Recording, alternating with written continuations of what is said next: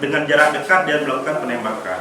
Penembakan pun bukan penembakan di kaki tapi di bahu sehingga menghilangkan nyawa korban.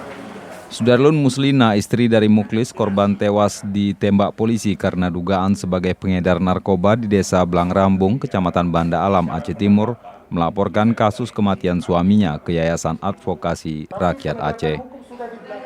Kejadian ini sangat tragis. Yang pertama, kejadian bisa menghilangkan nyawa orang lain.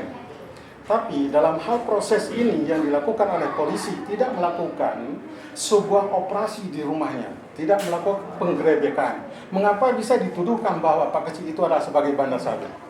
Itu contoh pertama. Yang kedua, Pak Kecil tidak melarikan diri, tapi mengapa langsung ditembak? Kenapa tidak ditangkap saja, digari, dibawa ke mobil? Walaupun itu dikatakan ada, itu bukti ataupun sampel yang diambil. Dari manapun diambil sampel, tapi dia harus sanggup membuktikan bahwa ini Anda punya. Yara menilai ada kejanggalan saat penangkapan dan penembakan yang diduga dilakukan oleh oknum aparat dari Ditres Narkoba Polda Aceh.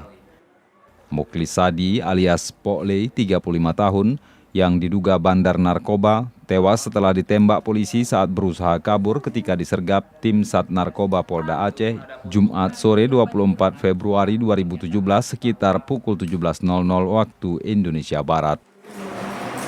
Saya tidak terima kalau suami saya, karena suami saya tidak bersalah. Kenapa orang itu menembak suami saya? Bilang sama orang itu, dia ngomong sama orang itu sudah menggerebek rumah, tapi orang itu nggak pernah datang ke rumah. Saya mau keadilan. Pihak keluarga didampingi Yara telah melaporkan kasus ini dengan pidana pembunuhan ke Propam Polda Aceh terkait kode etik. Dari Banda Aceh, Muhammad Ansar, Serambi On TV.